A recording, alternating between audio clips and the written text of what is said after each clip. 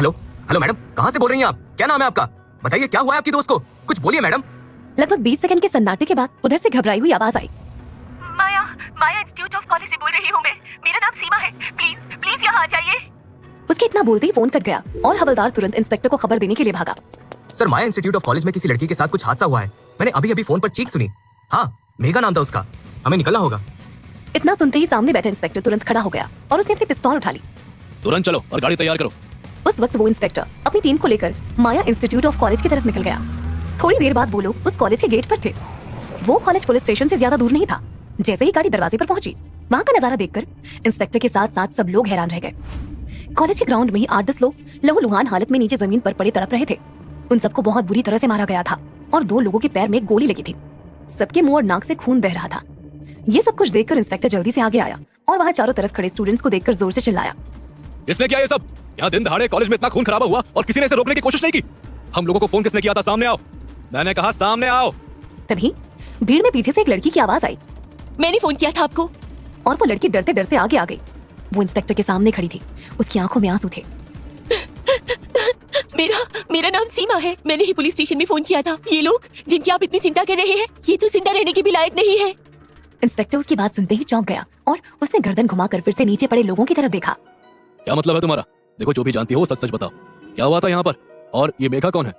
इतना सुनते ही सीमा फूट फूट कर रोने लगी। मेघा वो बदनसीब लड़की है जिसके साथ इन दरिंदों ने दिन दहाड़े सबके बीच में उसका रेप करने की कोशिश की। अगर वो फरिश्ता ना आया होता तो वो बेचारी तो जीते जी मर जाती। उसी ने इन दरिंदों का ये हाल किया है। इंस्पेक्टर को ये सुनकर बहुत हैरानी हुई क्योंकि उस वक्त वहाँ बहुत सारे स्टूडेंट्स खड़े थे। उसने गुस्से से सबको देखकर चिल्लाना शुरू कर दिया, तुम सबके सामने एक लड़की के साथ इतना गलत हो रहा था और किसी ने इन लोगों को रोकने की कोशिश नहीं की। तभी एक लड़का डरते डरते आगे आया। सर, इन सबके पास लेटेस्ट हथियार थे और सबके पास गन थी। इन्होंने हमें धमकी दी थी, अगर कोई भी आगे आया तो उसे गोली मार देंगे। मेरे दोस्त रमन ने इन्हें रोकने की कोशिश की थी, लेकिन उसे इन लोगों ने गोली मार दी। वो हॉस्पिटल में है सर। इतना बोलकर वो लड़का भी रोने लगा। तभी इंस्पेक्टर हवलदार को देखकर चिल्लाया, एम्बुलेंस को फोन करो और इन सबको तुरंत हॉस्पिटल पहुंचाओ। बाकी की पूछताछ वही होगी। तभी उसने सीमा की तरफ देखा। तुम्हें हमारे साथ पुलिस स्टेशन आकर बयान देना होगा। और हाँ, कौन था वो जिसने इन सबको मारा? क्या किसी ने उसे देखा? तभी सीमा के चेहरे पर मुस्कुराहट आ गई और वो जोर जोर से हंसने लगी। क्या कभी किसी ने भगवान को देखा है? नहीं, वो भी हमारे लिए भगवान के जैसे थे। उन्होंने अपना चेहरा छुपाया हुआ था, लेकिन उससे कोई फर्क नहीं पड़ता। उन्होंने हमारे लिए जो कुछ भी किया है, उसके बाद वो हमारे लिए हमारे भगवान बन गए हैं। इंस्पेक्टर सीमा को लेकर वहाँ से अपने साथ चला गया। वहीं दूसरी तरफ शनाया अपने ऑफिस में बैठी थी, लेकिन आज उसके चेहरे पर हल्की सी मुस्कुराहट थी। नताशा भी इस चीज को बहुत अच्छे से नोटिस कर रही थी। क्या बात है मैम, आज आप बहुत खुश हो। आर्मी वाला प्रोजेक्ट मिल गया क्या? शनाया ने अपने लैपटॉप को खोला और उसमें पासवर्ड एंटर करने के बाद एक फाइल पर काम करना शुरू कर दिया। हाँ, तुम ऐसा कह सकती हो, लेकिन ये सब कुछ श्रेयस की वजह से हुआ है। वो नहीं होता तो शायद मैं यहाँ बैठी हुई भी नहीं होती। इतना बोलकर वो फिर से मुस्कुराने लगी। नताशा को उसके चेहरे पर स्माइल बहुत अच्छी लग रही थी। वैसे एक बात कहूँ, जब से मिस्टर श्रेयस आपकी लाइफ में आए हैं, आप भी मुस्कुराने लगी हैं। लगता है आप दोनों की बात आगे बढ़ रही है। देखो, अगर आपके दिल में उनके लिए कुछ भी है ना, तो उन्हें बता दो। कहीं ऐसा ना हो जाए कि आपसे पहले कोई और उनके दिल के करीब ना पहुँच जाए। नताशा को भी पता था कि शनाया ने श्रेयस के साथ बस नाम के लिए शादी की थी, लेकिन नताशा की बात सुनकर शनाया के हाथ रुक गए। ये क्या बोल रही हो तुम? ऐसा कुछ नहीं है। उसने मेरी हेल्प अगर कोई खास कहानी आप सुनना चाहते हैं तो हमें कमेंट में लिखकर जरूर बताइए, क्योंकि अगली बार वही कहानी हम सिर्फ आपके लिए लेकर आएंगे। रही हो तुम? ऐसा कुछ नहीं है। उसने मेरी हेल्प की तो मैं बस यही सोच रही थी कि वो एक अच्छा इंसान है। That's it. तभी नताशा धीरे से हंसी। उसे शनाया को चिढ़ाने में बहुत मजा आ रहा था। वेल, मैं तो बस इतना कह रही थी कि मिस्टर श्रेयस बहुत ज्यादा हैंडसम है। कोई नहीं कह सकता कि उनकी एक बेटी भी है। वो तो बिल्कुल एक हीरो जैसे लगते हैं। तो पॉसिबल है कि किसी भी लड़की का दिल उनके ऊपर आ जाए, क्योंकि वो वैसे भी तो बहुत अच्छे हैं ना। नताशा की बातों से शनाया को एक इनसिक्योरिटी होने लगी। पता नहीं क्यों वो अंदर ही अंदर डर रही थी। वैसे नताशा की बात गलत भी नहीं थी। तभी शनाया ने बात बदल दी। तुम आलिया को स्कूल से लेकर आ गई? कहाँ है वो? नताशा फिर से हंसने लगी। हाँ, मैं उसे लेकर आ गई थी। वो तो यही ऑफिस के गेस्ट रूम में है। तभी शनाया ने उसे टालने की कोशिश की। ठीक है, जाकर आलिया को देखो। उसे किसी चीज की जरूरत तो नहीं। नताशा वहाँ से चली गई। वहीं शनाया अपनी सोच में डूब गई। अगर नताशा की बात सच हो गई तो मैं क्या करूंगी? नहीं, मुझे कुछ तो करना होगा। मैं श्रेयस को खुद से दूर होते नहीं देख सकती। वो सिर्फ मेरा है। He is mind. तभी उसके दिमाग में एक आइडिया आया और शनाया के फेस पर बड़ी सी स्माइल आ गई। वो स्माइल जो उसके चेहरे पर बहुत कम आती थी। Just wait and watch mister Shreyas, अब मैं क्या करती हूँ। धीरे धीरे ऐसे ही दिन बीत गया और अब शाम हो चुकी थी। शनाया आलिया के साथ घर वापस आ चुकी थी, लेकिन श्रेयस वहाँ नहीं था। ये देखकर वो थोड़ी सी उदास हो गई और हैरान भी थी। पता नहीं ये श्रेयस कहाँ गायब रहता है। कभी कभी तो ऐसा लगता है कि सिंघानिया इंडस्ट्री को मैं नहीं यही चलाता है। तभी आलिया ने उसका हाथ पकड़कर धीरे से खींचा। मम्मा, आप पापा को मिस कर रही हैं? मैं भी बहुत मिस कर रही हूँ उन्हें, लेकिन वो सच में बहुत बिजी रहती हैं। उन्हें बहुत काम करने पड़ते हैं ना। चलिए तब तक हम दोनों खेलते हैं। इतना बोलकर वो शनाया को अपने साथ ले गई। वहीं श्रेयस उस वक्त एक क्लब में बैठा था। वो कुछ सोच रहा था। श्रेयस के हाथ में एक ड्रिंक थी, लेकिन अभी तक उसे उसने पिया नहीं था। सच तो ये था कि उसने आज तक शराब ही नहीं पी थी। आज पहली बार वो इतना ज्यादा परेशान था कि ये शराब का गिलास उसके हाथों तक पहुंच चुका था। वो एक तक अपनी ड्रिंक को देख रहा था। श्रेयस ने जैसे ही अपना गिलास होठों तक बढ़ाया, अचानक उसे अपने कानों में एक पुरानी आवाज सुनाई दी, जो शायद उसकी यादों का एक टुकड़ा थी। तुम ऐसा कैसे कर सकती हो श्रेयस? मैंने तो कभी सपने में भी नहीं सोचा था कि तुम ड्रिंक भी करती हो। अब मुझसे बात मत करना, जाओ यहाँ से। I hate you. अचानक श्रेयस ने अपना एक हाथ आगे बढ़ाया। ठीक उसी वक्त किसी ने श्रेयस के कंधे पर हाथ रखा। जैसे ही श्रेयस पलटा, उस आदमी को देखकर वो चौंक गया और वो आदमी श्रेयस को देखकर खुश हो गया। श्रेयस तुम यहाँ?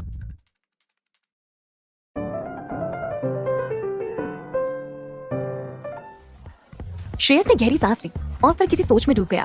तभी पीछे से किसी ने उसे आवाज लगाई। ओए श्रेयस, तू यहाँ? राहुल तू कैसा है दोस्त? ये राहुल था, श्रेयस का कॉलेज फ्रेंड। दोनों ही बहुत अच्छे दोस्त थे, लेकिन काम की वजह से दोनों अलग हो गए थे। राहुल श्रेयस को देखकर बहुत खुश था। उसने आगे बढ़कर श्रेयस को कसकर गले लगा लिया। कैसा है यार? बहुत लंबे वक्त के बाद मिला है। तू तो बिल्कुल भी नहीं बदला। पहले भी हीरो था और आज भी हीरो ही लग रहा है, बल्कि अब तो और ज्यादा हैंडसम हो गया है। तुझे पता है, मैं भी डायरेक्टर बन गया हूँ। मेरी तो अभी एक पिक्चर भी शुरू होने वाली है। चल तुझे बाकी दोस्तों से मिलवाता हूँ। सब तुझे देखकर बहुत खुश होंगे। हम सब यहाँ एंजॉय करने के लिए आए थे। तुझे वो नकुल याद है? वही मेरी पिक्चर में पैसे लगा रहा है और उसकी गर्लफ्रेंड दिया मेरी पिक्चर में हीरोइन है। श्रेयस कुछ झिझकते हुए राहुल के साथ चल पड़ा। वहां आते ही तेज लाइट्स और डीजे की बीट्स का शोर बढ़ गया। एक कोने में कुछ लोग बैठे थे, जिनमें से ज्यादातर श्रेयस के पुराने कॉलेज फ्रेंड्स थे। राहुल ने सबको श्रेयस से इंट्रोड्यूस कराया। दोस्तों देखो मैं किसे लेकर आया हूँ, हमारे कॉलेज का student of the year Shreyas. सब उसकी बात सुनकर हंसने लगे। तभी एक सुमित नाम का लड़का बीच में बोल पड़ा। ओह, ये वही श्रेयस है ना जो हमेशा किताबों में डूबा रहता था और कॉलेज की एनसीसी के लेफ्ट राइट लेफ्ट करता रहता था। वैसे इसके कपड़े बता रहे हैं कि अपनी जिंदगी में ये कुछ खास नहीं कर पाया। क्यों है ना डिलीवरी बॉय? भाई राहुल, तू फिल्म बना रहा है और दोस्त ऐसे फटीचर रखे हैं तूने। श्रेयस की आंखों में हल्की चिंगारी सी चमक उठी, पर उसने कुछ नहीं कहा। तभी नकुल ने हंसते हुए श्रेयस की तरफ देखा। वो पहले से ही श्रेयस से बहुत चिढ़ता था, क्योंकि कॉलेज में हमेशा श्रेयस उससे हर चीज में आगे रहता था। उसने उंगली के इशारे से राहुल को अपने पास बुलाया। राहुल, अगर तू चाहता है कि मैं तेरी पिक्चर में पैसे लगाऊं, तो मुझे एक सीन यहीं पर चाहिए। तू और तेरा ये दोस्त दोनों एक गुंडे और हीरो का सीन करके दिखाओ। चल, आज मैंने तुझे हीरो बनाया और तेरा ये बेस्ट फ्रेंड गुंडा बनेगा। तुझे इसे मारना है, वो भी इस बोतल से। उसने टेबल पर रखी हुई एक कांच की बोतल उठाकर राहुल के हाथ में थमा दी और ये देखकर राहुल डर गया। नकुल, यार ये मजाक ठीक नहीं है। तभी नकुल के पास बैठी पिक्चर की हीरोइन दिया ने श्रेयस को देखकर अपना मुंह बनाया। अगर राहुल ने ये सीन नहीं किया तो मैं ये पिक्चर छोड़ दूंगी। राहुल ने मजबूरी में पास रखी बोतल उठाई। उसने श्रेयस की तरफ देखा और फिर अपने ही सिर पर उस बोतल को फोड़ दिया। ये देखकर श्रेयस ने तुरंत अपनी जेब से रुमाल निकालकर उसके सर पर कसकर बांध दिया और राहुल को देखकर गुस्से से चिल्लाया। तुम्हारा दिमाग खराब है? अपने सर पर बोतल फोड़ने की क्या जरूरत थी? तभी नकुल और बाकी लोग जोर जोर से हंसने लगे, जैसे कि वहाँ पर कोई कॉमेडी शो चल रहा हो। तूने अपने दोस्त को नहीं मारा, इसलिए पिक्चर यही खत्म होती है। अब मैं ना पैसा दूंगा और ना ही दिया तेरी फिल्म में काम करेगी। बस नकुल का इतना कहना था कि अगले ही पल उसके चेहरे पर एक जोरदार पंच आकर लगा और श्रेयस का गुस्सा फूट पड़ा। बस बहुत हुआ, अब आगे कुछ भी कहा तो तेरी जबान खींच लूंगा। तेरी हिम्मत कैसे हुई इतनी घटिया हरकत करने की? राहुल ने पीछे से श्रेयस का हाथ पकड़ने की कोशिश की। श्रेयस रहने दे यार, अगर नकुल ने पैसे नहीं लगाए तो मेरी पिक्चर नहीं बनेगी। श्रेयस ने गुस्से में उसका हाथ झटक दिया। बस कर राहुल, क्या तेरे अंदर थोड़ी सी भी सेल्फ रिस्पेक्ट बाकी नहीं है? ये इतनी देर से हमारी इंसल्ट कर रहा है और तू चुपचाप सुन रहा है, सिर्फ एक पिक्चर के लिए। तो ठीक है, तुम्हारी पिक्चर भी बनेगी और तुम्हें हीरोइन भी मिलेगी। बस देखते जाओ। श्रेयस फिर से आगे बढ़ा और उसने नकुल को एक और पंच लगा दिया। नकुल अपने दोस्तों को देखकर गुस्से से चिल्लाया, जो डर के मारे पीछे हट रहे थे। पीछे क्यों हट रहे हो तुम लोग?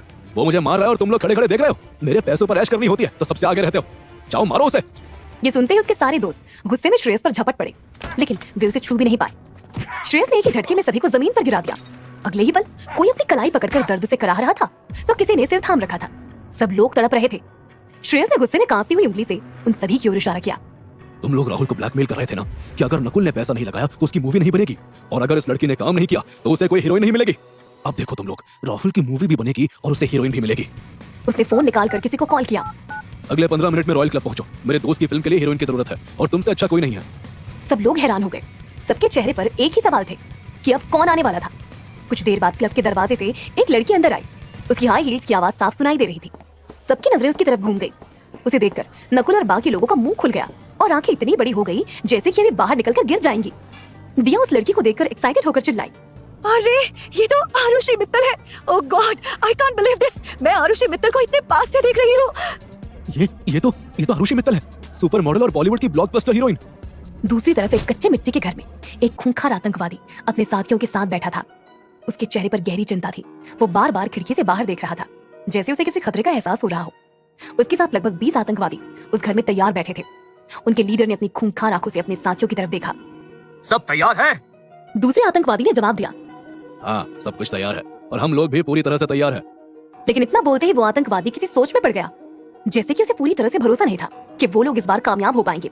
ये देखकर उनके लीडर ने गुस्से से पूछा, तुम्हारे चेहरे पर ये चिंता किस बात की है? याद रखो, हमारा पेशा दूसरों की नींद और चैन हराम करना है, खुद की नहीं। बताओ क्या सोच रहे हो?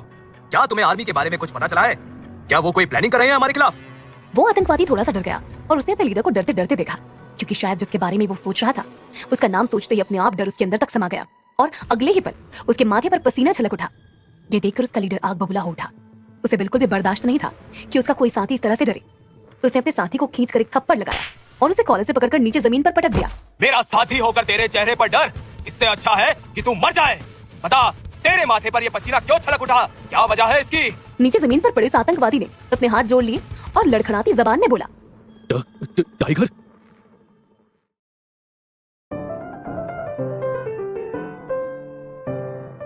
टाइगर का नाम सुनते ही बाकी आतंकवादी भी डर से कांपने लगे। लेकिन उनके लीडर ने गुस्से में अपनी गन निकालकर जमीन पर पड़े अपने साथी के सर में गोली मार दी। ये सब देखकर सब लोग बुरी तरह से घबरा गए और उनके लीडर का चेहरा गुस्से से तमतमा उठा। वो बाकी लोगों को देखकर गुस्से से चिल्लाया, और किसी को उस टाइगर के नाम से डर लगता है तो सामने आए। डर का सिर्फ एक ही नाम है और वो है अफजल। मैं हूँ खौफ का वो नाम जिसने 7 साल पहले वो भयानक मौत का खेल खेला था, और वो टाइगर तो तभी मर गया था, मार डाला था मैंने उसे। अफजल ने जानवरों की तरह हंसना शुरू कर दिया था और उसकी बात सुनकर उसके सारे साथियों को जैसे सांप सूंघ गया। तभी उसका एक साथी डरते डरते बोला, लेकिन किसी ने टाइगर की लाश नहीं देखी थी, कहीं वो जिंदा?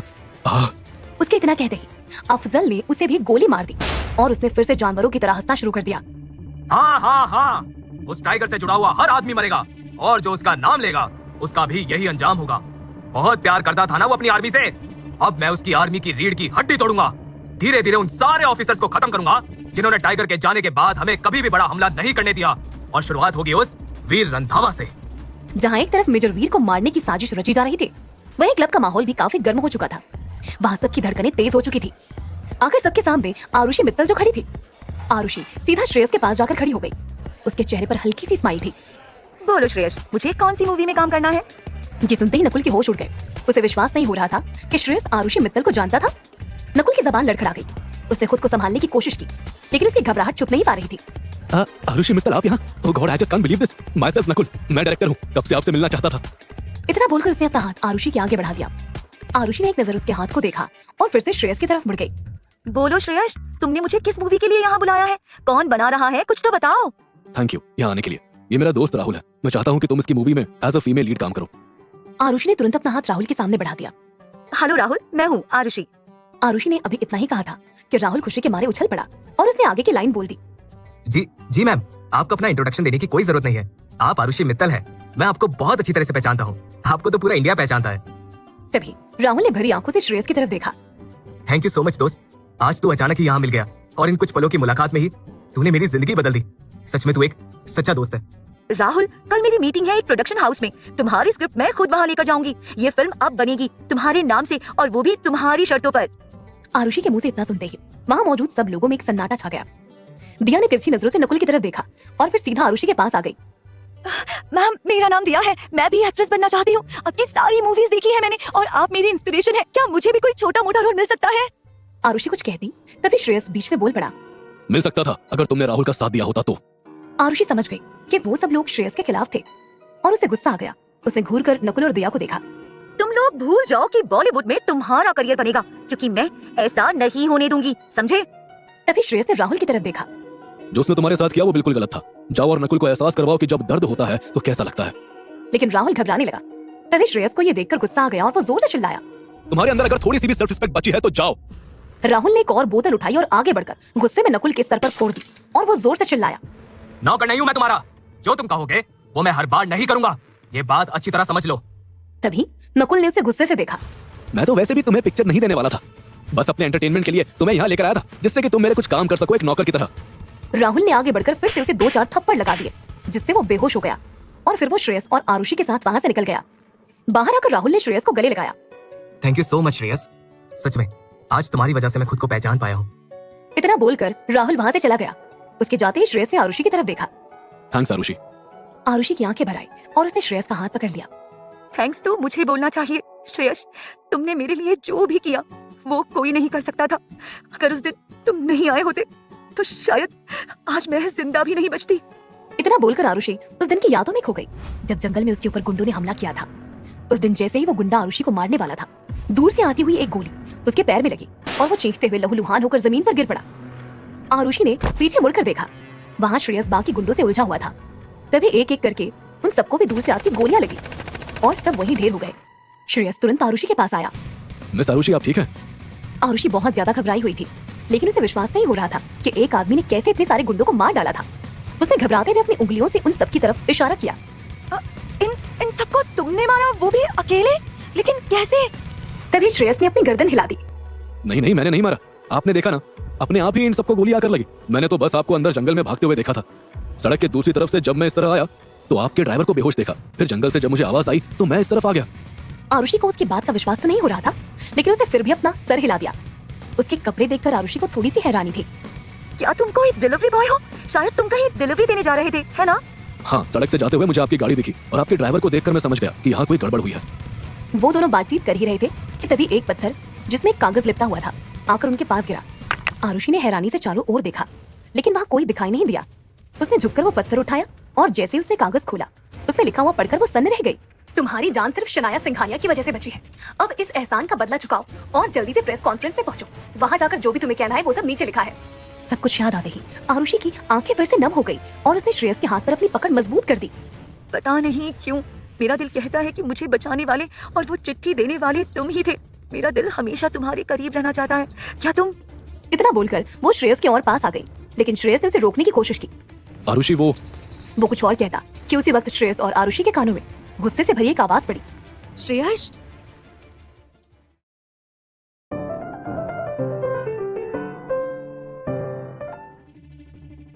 श्रेयस?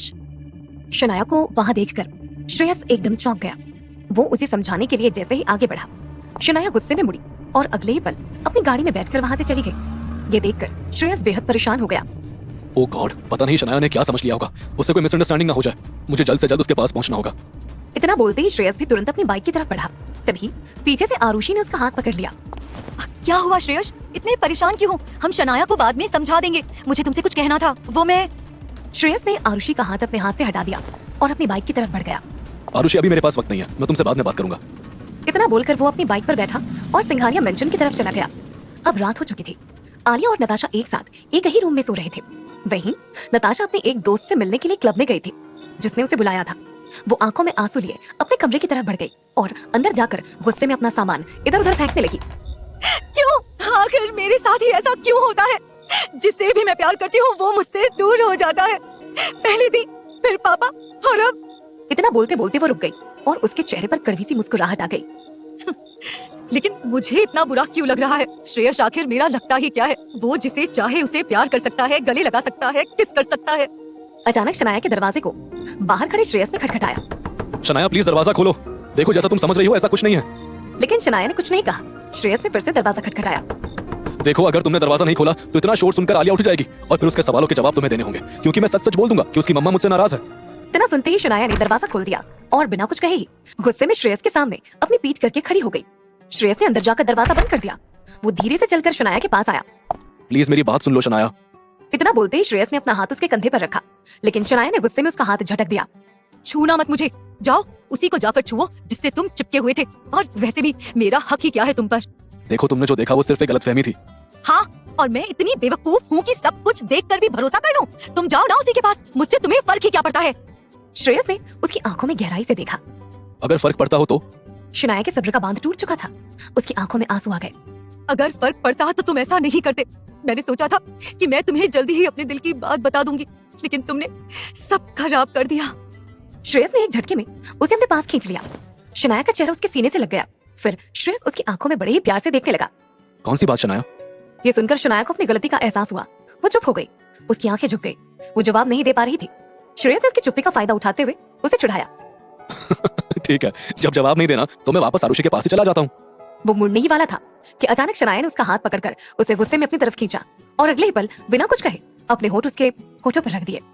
ये कोई एक्सीडेंटल किस नहीं था, ये एक गहरा, सच्चा और लंबे वक्त से दबे प्यार का इजहार था।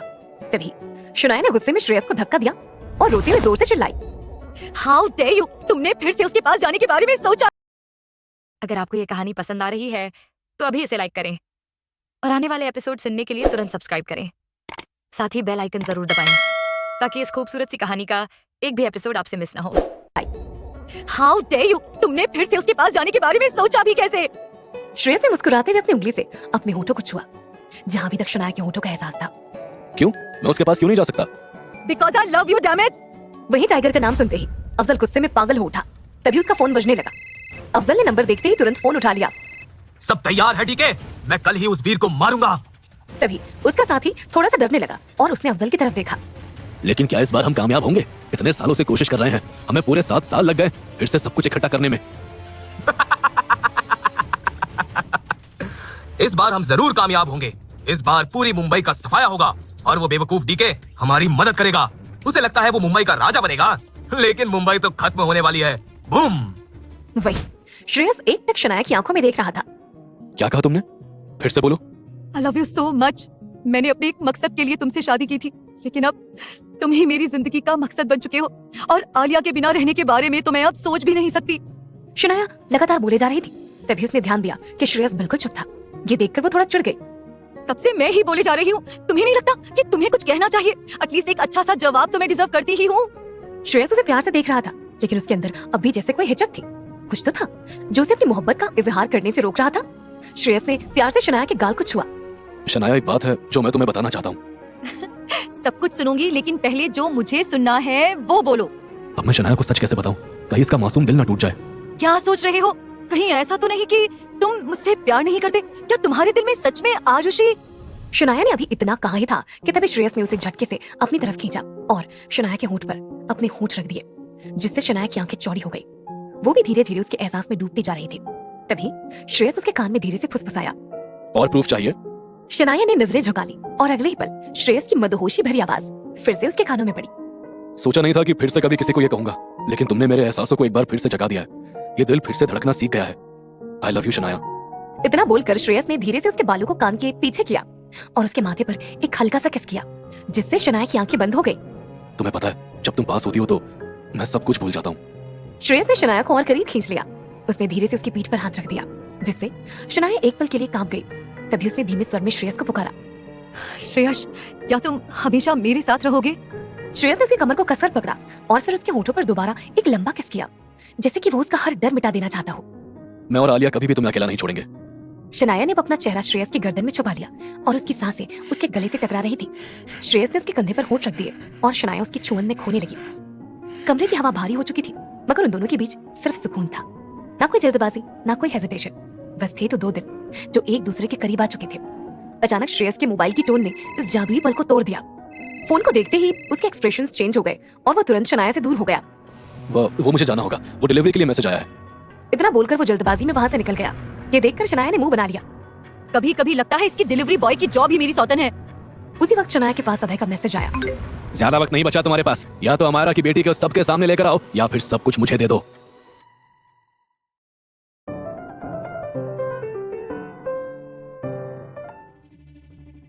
श्रेयस, शनाया को वहां देखकर श्रेयस एकदम चौंक गया। वो उसे समझाने के लिए जैसे ही आगे बढ़ा, शनाया गुस्से में मुड़ी और अगले ही पल अपनी गाड़ी में बैठकर वहां से चली गई। ये देखकर श्रेयस बेहद परेशान हो गया। ओ गॉड, पता नहीं शनाया ने क्या समझ लिया होगा। उससे कोई मिसअंडरस्टैंडिंग ना हो जाए। मुझे जल्द से जल्द उसके पास पहुंचना होगा। इतना बोलते ही श्रेयस भी तुरंत अपनी बाइक की तरफ बढ़ा। तभी पीछे से आरुषि ने उसका हाथ पकड़ लिया। क्या हुआ श्रेयस? इतने परेशान क्यों हो? हम शनाया को बाद में समझा देंगे। मुझे तुमसे कुछ कहना था, वो मैं। श्रेयस ने आरुषि का हाथ अपने हाथ से हटा दिया और अपनी बाइक की तरफ बढ़ गया। आरुषि, अभी मेरे पास वक्त नहीं है, मैं तुमसे बाद में बात करूंगा। इतना बोलकर वो अपनी बाइक पर बैठा और सिंघानिया मेंशन की तरफ चला गया। अब रात हो चुकी थी। आलिया और नताशा एक साथ एक ही रूम में सो रहे थे। वहीं नताशा अपने एक दोस्त से मिलने के लिए क्लब में गई थी, जिसने उसे बुलाया था। वो आंखों में आंसू लिए अपने कमरे की तरफ बढ़ गई और अंदर जाकर गुस्से में अपना सामान इधर उधर फेंकने लगी। क्यों? आखिर मेरे साथ ही ऐसा क्यों होता है? जिससे भी मैं प्यार करती हूँ वो मुझसे दूर हो जाता है। पहले दी, फिर पापा, और अब इतना बोलते बोलते वो रुक गई और उसके चेहरे पर कड़वी सी मुस्कुराहट आ गई। लेकिन मुझे इतना बुरा क्यों लग रहा है? श्रेयस आखिर मेरा लगता ही क्या है? वो जिसे चाहे उसे प्यार कर सकता है, गले लगा सकता है, किस कर सकता है। अचानक शनाया के दरवाजे को बाहर खड़े श्रेयस ने खटखटाया। शनाया प्लीज दरवाजा खोलो। देखो जैसा तुम समझ रही हो ऐसा कुछ नहीं है। लेकिन शनाया ने कुछ नहीं कहा। श्रेयस ने फिर से दरवाजा खटखटाया। देखो अगर तुमने दरवाजा नहीं खोला तो इतना शोर सुनकर आलिया उठ जाएगी और फिर उसके सवालों के जवाब तुम्हें देने होंगे, क्योंकि मैं सच सच बोल दूंगा कि उसकी मम्मा मुझसे नाराज है। इतना सुनते ही शनाया ने दरवाजा खोल दिया और बिना कुछ कहे ही गुस्से में श्रेयस के सामने अपनी पीठ करके खड़ी हो गई। श्रेयस ने अंदर जाकर दरवाजा बंद कर दिया। वो धीरे से चलकर शनाया के पास आया। प्लीज मेरी बात सुन लो शनाया। इतना बोलते ही श्रेयस ने अपना हाथ उसके कंधे पर रखा, लेकिन शनाया ने गुस्से में उसका हाथ झटक दिया। छूना मत मुझे, जाओ उसी को जाकर छुओ जिससे तुम चिपके हुए थे। और वैसे भी मेरा हक ही क्या है तुम पर? देखो तुमने जो देखा वो सिर्फ एक गलतफहमी थी। हाँ, और मैं इतनी बेवकूफ हूँ कि सब कुछ देखकर भी भरोसा कर लूं। तुम जाओ ना उसी के पास, मुझसे तुम्हें फर्क ही क्या पड़ता है? श्रेयस ने उसकी आंखों में गहराई से देखा। अगर फर्क पड़ता हो तो? शनाया के सब्र का बांध टूट चुका था। उसकी आंखों में आंसू आ गए। अगर फर्क पड़ता तो तुम ऐसा नहीं करते। मैंने सोचा था कि मैं तुम्हें जल्दी ही अपने दिल की बात बता दूंगी, लेकिन तुमने सब खराब कर दिया। श्रेयस ने एक झटके में उसे अपने पास खींच लिया। शनाया का चेहरा उसके सीने से लग गया। फिर श्रेयस उसकी आंखों में बड़े ही प्यार से देखने लगा। कौन सी बात शनाया? ये सुनकर शनाया को अपनी गलती का एहसास हुआ। वो चुप हो गई। उसकी आंखें झुक गई। वो जवाब नहीं दे पा रही थी। श्रेयस ने उसकी चुप्पी का फायदा उठाते हुए उसे चिढ़ाया। ठीक है, जब जवाब नहीं देना तो मैं वापस आरुषि के पास ही चला जाता हूँ। वो मुड़ने ही वाला था कि अचानक शनाया ने उसका हाथ पकड़कर उसे गुस्से में अपनी तरफ खींचा और अगले ही पल बिना कुछ कहे अपने होठ उसके होठों पर रख दिए। ये कोई एक्सीडेंटल किस नहीं था। ये एक गहरा, सच्चा और लंबे वक्त से दबे प्यार का इजहार था। तभी शनाया ने गुस्से में श्रेयस को धक्का दिया और रोते हुए जोर से चिल्लाई। How dare you! तुमने फिर से उसके पास जाने के बारे में सोचा भी कैसे? श्रेयस ने मुस्कुराते हुए अपनी उंगली से अपने होठों को छुआ, जहां अभी तक शनाया के होठों का एहसास था। क्यों? मैं उसके पास क्यों नहीं जा सकता? Because I love you, damn it! वही टाइगर का नाम सुनते ही अफजल गुस्से में पागल हो उठा। तभी उसका फोन बजने लगा। अफजल ने नंबर देखते ही तुरंत फोन उठा लिया। सब तैयार है डीके? मैं कल ही उस वीर को मारूंगा। तभी उसका साथी थोड़ा सा डरने लगा और उसने अफजल की तरफ देखा। लेकिन क्या इस बार हम कामयाब होंगे? इतने सालों से कोशिश कर रहे हैं, हमें पूरे 7 साल लग गए फिर से सब कुछ इकट्ठा करने में। इस बार हम जरूर कामयाब होंगे। इस बार पूरी मुंबई का सफाया होगा और वो बेवकूफ डीके हमारी मदद करेगा। उसे लगता है वो मुंबई का राजा बनेगा, लेकिन मुंबई तो खत्म होने वाली है। बूम! वही श्रेयस एक टक शनाया की आंखों में देख रहा था। क्या कहा तुमने? फिर से बोलो। I love you so much. मैंने अपने एक मकसद के लिए तुमसे शादी की थी, लेकिन अब तुम ही मेरी जिंदगी का मकसद बन चुके हो और आलिया के बिना रहने के बारे में तो मैं अब सोच भी नहीं सकती। शनाया लगातार बोले जा रही थी। तभी उसने ध्यान दिया कि श्रेयस बिल्कुल चुप था। ये देखकर वो थोड़ा चिढ़ गई। तब से मैं ही बोले जा रही हूँ, तुम्हें नहीं लगता कि तुम्हें कुछ कहना चाहिए? एटलीस्ट एक अच्छा सा जवाब तो मैं डिजर्व करती ही हूँ। श्रेयस उसे प्यार से देख रहा था, लेकिन उसके अंदर अब भी जैसे कोई हिचक थी। कुछ तो था जो उसे अपनी मोहब्बत का इजहार करने से रोक रहा था। श्रेयस ने प्यार से शनाया के गाल को छुआ। शनाया, एक बात है जो मैं तुम्हें बताना चाहता हूँ। सब कुछ सुनूंगी, लेकिन पहले जो मुझे सुनना है वो बोलो। अब मैं शनाया को सच कैसे बताऊं? कहीं इसका मासूम दिल न टूट जाए। क्या सोच रहे हो? कहीं ऐसा तो नहीं कि तुम मुझसे प्यार नहीं करते? क्या तुम्हारे दिल में सच में आरुषि? शनाया ने अभी इतना कहा ही था कि तभी श्रेयस ने उसे झटके से अपनी तरफ खींचा और शनाया के होठ पर अपने होठ रख दिए, जिससे शनाया की आंखें चौड़ी हो गई। वो भी धीरे धीरे उसके एहसास में डूबती जा रही थी। तभी श्रेयस उसके कान में धीरे से फुसफुसाया। और प्रूफ चाहिए? शनाया ने नजरें झुका ली और अगले ही पल श्रेयस की मदहोशी भरी आवाज फिर से उसके कानों में पड़ी।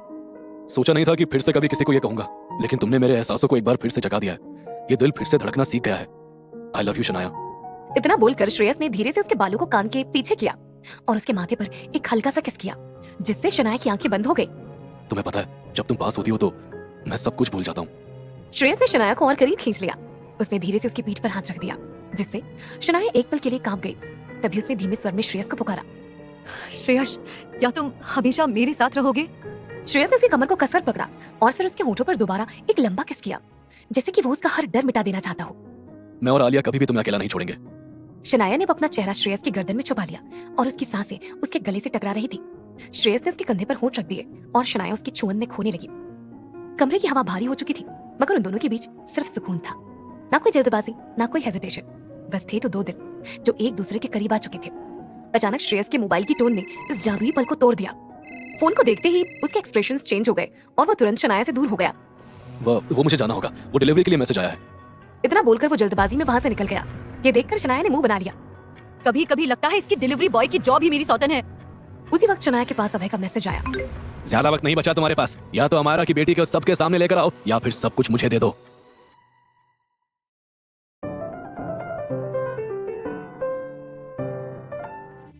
डीके ने ईशान को जोर से मुक्का मारा। ईशान पीछे की ओर गिरते गिरते खुद को मुश्किल से संभाल सका। अब एक शब्द भी झूठ बोला तो मैं तुझे जिंदा नहीं छोड़ूंगा। जो भी तू छिपा रहा है, मुझे सब कुछ सच सच जानना है। अगर एक भी बात तूने झूठ बोली तो मैं तुझे अभी मार डालूंगा। मेरा असली नाम ईशान नहीं है, मेरा नाम एजाज था। मैं मुसलमान था, लेकिन कुछ साल पहले मैंने अपना धर्म बदल लिया और ईशान बन गया। कमरे में जैसे अचानक बम फट गया हो। डीके और अभय बिना पलके झपकाए ईशान की ओर देखने लगे। डीके ने उसे जोर से धक्का दे दिया। क्या तू झूठ बोल रहा है ना? नहीं, यही सच है। मैंने अपनी पहचान छुपाई क्योंकि मैं किसी के कहने पर एक खास मकसद से मुंबई आया था। कौन सा मकसद? किसके कहने पर आया था तू मुंबई? ईशान ने डीके के सवाल का जवाब दिया और उसका जवाब सुनते ही डीके और अभय दोनों दो कदम पीछे हट गए। मैं अफजल के कहने पर ही मुंबई आया था और मैंने सिंघानिया इंडस्ट्री में अपनी जगह बनाई क्योंकि शनाया सिंघानिया आर्मी से जुड़ना चाहती थी और मुझे अफजल ने उसके ऊपर नजर रखने को कहा था। मैं अफजल का खास आदमी हूँ। पहले मैं उसके साथ नहीं था, लेकिन जब अपनी ही माँ से मुझे धोखा मिला तो मैंने अपना रास्ता बदल लिया। इस बार सवाल अभय ने पूछा क्योंकि ईशान जो कुछ भी कह रहा था उस पर भरोसा करना उनके लिए बहुत मुश्किल था। कैसा धोखा? साफ साफ बताओ, तुम क्या कहना चाहते हो? बात उस वक्त की है जब मैं कश्मीर में अपनी माँ के साथ रहता था। तब वो मुझे बहुत प्यार करती थी। बोलते बोलते ईशान पुरानी यादों में खो गया। एक दिन उसकी माँ शाहीन नमाज पढ़ रही थी, तभी दरवाजे पर जोरदार आवाज हुई। आवाज सुनकर शाहीन दौड़ी और दरवाजा खोला। दरवाजा खोलते ही उसने जख्मी हालत में श्रेयस को देखा, जिसे देखकर वो जोर से चिल्ला उठी। या अल्लाह, ये कौन मुसीबत में है? उसने तुरंत अपना दुपट्टा निकाला और उसके जख्मों को ढक दिया। एजाज, एजाज, यहाँ आओ, कोई मुसीबत में है। उसका बेटा एजाज दौड़ कर आया और दोनों मिलकर श्रेयस को घर के अंदर ले गए। उन्हें पता ही नहीं था कि श्रेयस आखिर कौन था। वो 2 हफ्तों तक बेहोश पड़ा रहा। शाहीन बेगम ने अपने गांव के डॉक्टर को बुलाकर श्रेयस को दिखाया और दिन रात उसकी देखभाल की। वो रोज उसके जख्म धोती, हल्दी घी लगाकर पट्टियां बदलती और माथे पर ठंडी पट्टी रखती। रात भर जागकर उसकी निगरानी करती। पता नहीं ये कौन है, लेकिन अल्लाह ने इसे मेरे दरवाजे पर भेजा है। इसकी जान बचाना मेरा फर्ज है। एजाज ये सब देखकर नाराज हो गया। अम्मी, ऐसे कैसे आप एक अजनबी को हमारे घर में रख सकती हैं? ये दुश्मन भी हो सकता है। नहीं, मुझे तो ये कोई मुसीबत का मारा लगता है। अल्लाह पर भरोसा रखो, इसका यहाँ रहना हमारे लिए खतरनाक नहीं होगा। 2 हफ्ते बाद धीरे धीरे श्रेयस की पलकें हिली और उसकी आंखें खुली। आंखें खुलते उसकी नजर शाहीन पर पड़ी। आप कौन है? ये समझ ले बेटा कि अल्लाह ने हमें मिलाया है। वैसे तू कौन है और तेरी ऐसी हालत किसने की? मुझे कुछ भी ठीक से याद नहीं आ रहा है। जब तक मेरे जख्म नहीं भर जाते, क्या मैं यहाँ रह सकता हूँ? हाँ मेरे बच्चे, बेशक बेशक तू यहाँ रह सकता है। समझ लूंगी कि अल्लाह ने मुझे एक और औलाद से नवाजा है। एजाज को ये सब बिल्कुल ठीक नहीं लग रहा था। धीरे धीरे श्रेयस उनके घर का हिस्सा बन गया। वो एजाज से भी बहुत प्यार करता था, लेकिन एजाज के दिल में श्रेयस के लिए सिर्फ नफरत थी। किसी ने श्रेयस पर शक नहीं किया क्योंकि अब वो दाढ़ी बढ़ा चुका था। पट्टा वो ऊनी कुर्ता पहने और कश्मीरी टोपी लगाकर रहता था, जैसे सचमुच कोई आम गांव वाला हो। एजाज पहले से ही अफजल से जुड़ा हुआ था और जब उसने उसे मुंबई जाने का ऑफर दिया तो उसने सब कुछ छोड़कर मुंबई चले जाने का फैसला किया। इतना बताकर ईशान अपनी यादों से बाहर आया और उसने डीके और अभय को देखा। मुझे आज भी नहीं पता कि श्रेयस की असलियत क्या है, लेकिन मैं इतना समझ गया था कि वो आर्मी के किसी पोस्ट पर काम करता होगा। फिर भी मैं उसे बस अपना दुश्मन मानता हूँ क्योंकि उसी की वजह से मैं अपनी अम्मी से दूर हो गया। वहीं मेजर वीर के मुंह से अपने लिए टाइगर सुनकर श्रेयस अचानक चौंक गया। आपको कोई गलतफहमी हुई है, मैं टाइगर नहीं हूँ। शायद तुम भूल रहे हो टाइगर कि मैं भी अब एक मेजर हूँ, और शायद वो इंसान भी हूँ जिसने बहुत करीब से तुम्हें पहचाना है। मैंने तुम्हें उसी दिन पहचान लिया था जब तुमने वो वायरस डीएक्टिवेट किया था। 7 साल पहले भी तुमने ऐसा ही कुछ किया था। मैंने तुम्हारे बारे में सुना था। श्रेयस ने उसे समझाने की कोशिश नहीं की क्योंकि वो अभी रिस्क नहीं ले सकता था। मेजर वीर, अभी हमें पहले अफजल को पकड़ना चाहिए, वो हमारी प्रायोरिटी है। अचानक श्रेयस के सारे कमांडो वहां आकर खड़े हो गए। तभी एक फाइटर आगे आया। सर, हम जब तक जंगल के दूसरे छोर तक पहुंचे तब तक अफजल चॉपर में बैठकर चला गया था। श्रेयस को इतना गुस्सा आ रहा था कि मानो वो पूरी दुनिया को आग लगा दे, लेकिन उसने खुद पर काबू पाया और सभी को वहां से जाने का इशारा किया। ओके, तुम सब जा सकते हो और कंट्रोल रूम में जाकर पता लगाओ कि वो कहाँ गया है। तभी मेजर वीर की आवाज फिर से श्रेयस के कानों में पड़ी, जो मानने को तैयार नहीं था। टाइगर, मेरे लिए तुम हमेशा सबसे बड़ा चैलेंज रहे हो, क्योंकि हर बार तुम सबसे ज्यादा तारीफें बटोर ले जाते थे। पर मैंने तुमसे कभी नफरत नहीं की, क्योंकि तुम भी मेरी तरह इस देश के काबिल और जाबाज रखवाले थे। श्रेयस की आंखें हल्की सी नम हो गई। तभी मेजर वीर ने गहरी सांस लेकर पूछा, लेकिन तुम 7 सालों तक कहाँ थे, और तुम्हारी टीम त्रिशूल का क्या हुआ? श्रेयस का चेहरा एकदम सीरियस हो गया। उसकी आंखों में एक दर्द तैर उठा। टीम त्रिशूल के 2 मेंबर मेजर अमायरा और कैप्टन आयुष मारे जा चुके हैं। व्हाट? ये सब कैसे हुआ? श्रेयस ने आंखें बंद की और उसकी आंखों के सामने वो खौफनाक मंजर उभर आया जब टीम त्रिशूल बिखर गई थी। अफजल ने 7 साल पहले धोखे से एक हमला किया था और उस हमले में टीम त्रिशूल ने अपने 2 जाबाज सिपाहियों को खो दिया। मैं खुद भी उस हमले में मरते मरते बचा था। ये वही अफजल है जिसने सीमा पर मासूम बच्चों की स्कूल वैन को उड़ा दिया था। मैंने पिछले 7 सालों में अफजल और उस जैसे सैकड़ों आतंकियों के प्लान फेल किए हैं। शायद इसी का बदला लेना चाहता है वो। कुछ पल दोनों चुप रहे। फिर मेजर वीर ने अपना अगला सवाल किया, लेकिन तुम इतने सालों से छिपे क्यों रहे? कहाँ थे तुम? मैं सीक्रेटली आर्मी की ड्यूटी कर रहा था, आर्मी चीफ जनरल सूर्यदेव के अंडर, एक ऐसी यूनिट में जिसका नाम फाइलों में भी दर्ज नहीं है। हम शैडो की तरह काम करते थे, बिना नाम बिना पहचान के, और मुझे एक नया कोड नेम मिला था, घोस्ट। एक ऐसा घोस्ट जो हमारे देश के दुश्मन की मौत है। जहां एक और वीर और श्रेयस मिल चुके थे, वहीं दूसरी तरफ आकाश अपने ऑफिस में बैठा था। उसके सामने एक स्क्रीन चल रही थी जिस पर सैटेलाइट इमेजेस लगातार बदल रही थी। आकाश अपनी स्क्रीन पर कुछ संदिग्ध लोकेशंस को ट्रैक कर रहा था। तभी दरवाजा तेजी से खुला और अग्नि दौड़ती हुई अंदर आई। आकाश को देखकर वो खुशी से चिल्ला उठी। सर, टाइगर सर वापस आ चुके हैं, घोस्ट बनकर। वो जिंदा है सर। ये सुनते ही आकाश के चेहरे का रंग उड़ गया। उसे समझ नहीं आ रहा था कि अग्नि की बात पर कैसे रिएक्ट करे। वो तुरंत अपनी कुर्सी से खड़ा हो गया। उसकी आंखों में हैरानी और राहत दोनों झलक रही थी। वहीं इन सबसे दूर अफजल एक चॉपर से उतरकर अपने पुराने मिट्टी के घर में दाखिल हुआ और कुछ तलाशने लगा। कुछ देर की तलाश के बाद उसे एक छोटा सा लकड़ी का डिब्बा मिला। उसने जल्दी से उसे खोला। डिब्बे के अंदर रखी एक पुरानी तस्वीर को देखकर अफजल के चेहरे पर एक साजिश भरी मुस्कान फैल गई और फिर वो जोर से हंस पड़ा। मैंने तुझे पहचान लिया है, तू टाइगर ही है और तूने ही श्रेयस बनकर उस शनाया से शादी की है। अब वो शनाया भी मरेगी और तू भी मरेगा, लेकिन उससे पहले 7 साल पहले की कहानी दोहराई जाएगी।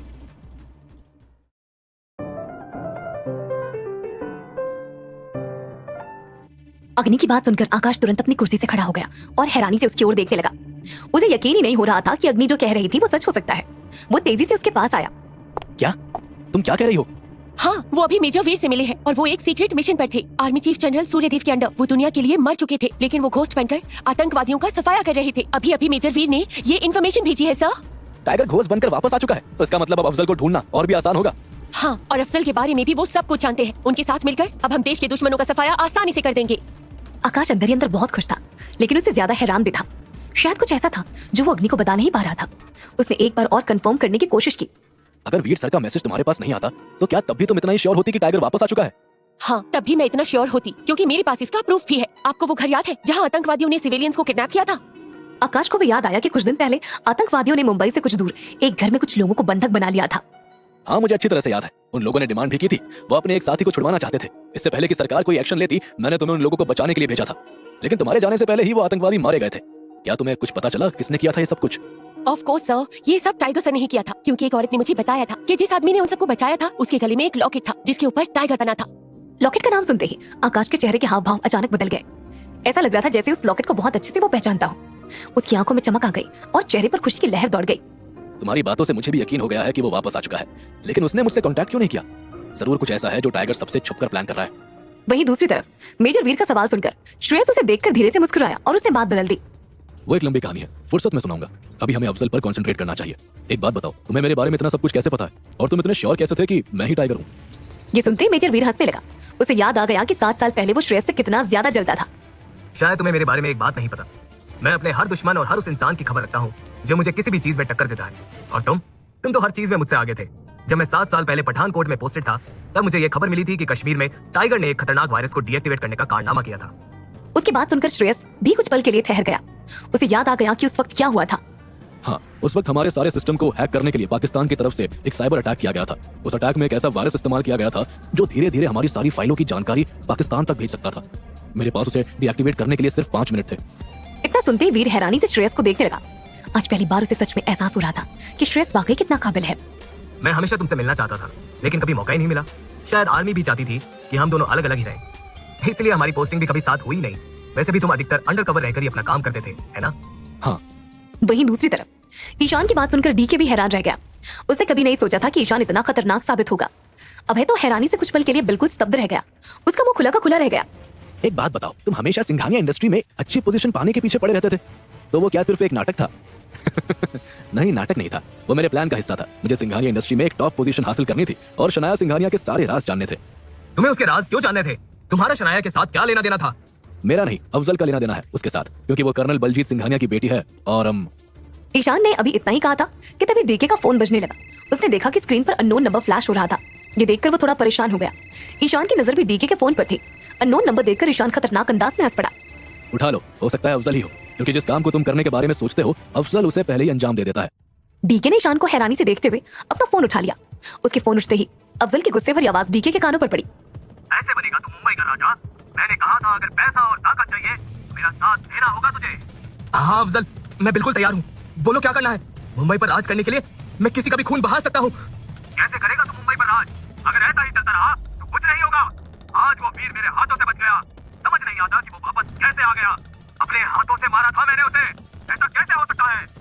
डीके को उसकी बातें समझ में ही नहीं आ रही थी, लेकिन ईशान के पास भी अफजल की आवाज पहुंच रही थी।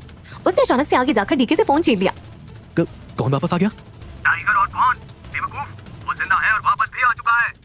ईशान को टाइगर के बारे में कुछ भी पता नहीं था और वो ये भी नहीं जानता था कि श्रेयस ही टाइगर था, क्योंकि जब श्रेयस उसके घर पहुंचा था तब वो आर्मी की वर्दी में नहीं था और उसके बाद उसने अपनी असली पहचान पूरी तरह से छुपा ली थी। ईशान अफजल के साथ पहले ही मिल चुका था और वक्त आने पर कश्मीर छोड़कर चला गया था। ईशान अभी भी थोड़ा सा कंफ्यूज था, इसलिए उसने बात क्लियर करने की कोशिश की। कौन टाइगर? हम सबकी मौत समझो, क्योंकि अगर वो जल्दी नहीं मरा तो हम सब मरेंगे। वो किसी को बख्शने वाला नहीं है। साला, समझ में नहीं आता कि वो इतने वक्त से मुंबई में रह रहा था, वो भी एक नए नाम के साथ, और मुझे कानों कान खबर तक नहीं हुई। ईशान ने फोन पहले ही स्पीकर पर कर दिया था ताकि अफजल की बात सब लोग सुन सके। ये सुनकर डीके और अभय भी हैरान रह गए। किस नाम से रह रहा है वो मुंबई में? अफजल का जवाब सुनकर तो उन तीनों के कदम ही लड़खड़ा गए। एक पल के लिए उन्हें ऐसा लगा कि वो तीनों जमीन पर गिर पड़ेंगे। श्रेयस, वही नाम लेकर वो मुंबई में छुपा हुआ है। तुम लोग डर क्या रहे हो? इतना वक्त बीत गया और हमारा दुश्मन आराम से मुंबई में रह रहा है, वो अब तक जिंदा है। तुम लोग बिल्कुल बेकार हो। अब मुझे ही कुछ करना होगा। मैं उसकी सबसे बड़ी कमजोरी पर वार करूंगा। और हाँ, जैसे ही तुम्हें मेरी भी मुझे तुम्हारी जरूरत पड़ेगी, तुम्हें मेरी मदद करनी होगी। समझे तुम तीनों? ये सुनकर सबसे ज्यादा हालत ईशान की खराब हुई। जिस भाई को वो निकम्मा कहकर दगा देता था, उसकी पहचान इतनी खतरनाक थी।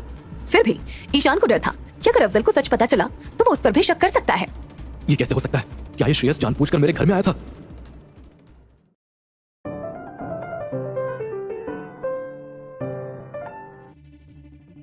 अफजल ने गुस्से में फोन काट दिया। उसके चेहरे पर उबाल साफ झलक रहा था। वहीं ईशान को मानो एक खतरनाक झटका लगा हो। पूरी रात अफजल अगले कदम की योजना बनाता रहा, एक ऐसा प्लान जो सब कुछ बदल सकता था। अगले दिन सुबह तक वो तय कर चुका था कि उसे अब क्या करना है। उधर श्रेयस देर रात घर लौटा। एक दिन पहले ही उसने और शनाया ने आलिया का एडमिशन हॉस्टल में कराया था। वो नहीं चाहता था कि आलिया किसी भी तरह के खतरे में पड़े, क्योंकि उसे पता था कि जल्द ही एक बड़ी और खतरनाक लड़ाई होने वाली है और वो अफजल को अच्छी तरह जानता था। वो उन लोगों में से था जो दुश्मन से बदला लेने के लिए उसके परिवार तक को निशाना बनाने से पीछे नहीं हटता। अब उसकी सारी चिंता शनाया को लेकर थी। उसने कमरे में झांक कर देखा, शनाया गहरी नींद में थी। ये देखकर उसने राहत की सांस ली और चुपचाप उसके बेड के पास जाकर खड़ा हो गया। मैं कल ही शनाया को यहाँ से किसी सेफ जगह पर शिफ्ट कर दूंगा। यहाँ रहना इसके लिए खतरनाक हो सकता है। श्रेयस ने धीमे से कुछ बड़बड़ाया ही था कि अचानक उसे एक झटका सा महसूस हुआ और अगले ही पल वो सीधे शनाया के ऊपर जा गिरा, क्योंकि शनाया ने उसका हाथ पकड़कर उसे अपनी तरफ खींच लिया। अब दोनों के चेहरे एक दूसरे के बेहद करीब थे। उनकी सांसें आपस में टकरा रही थी और उस पल की खामोशी में भी एक अजीब सी हलचल थी।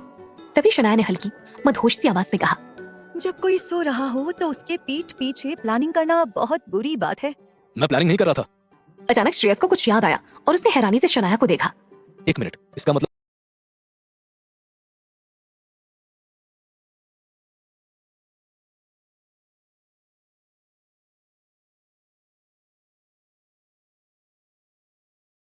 अगर आपको ये कहानी पसंद आ रही है तो अभी इसे लाइक करें और आने वाले एपिसोड सुनने के लिए तुरंत सब्सक्राइब करें। साथ ही बेल आइकन जरूर दबाएं ताकि इस खूबसूरत सी कहानी का एक भी एपिसोड आपसे मिस ना हो।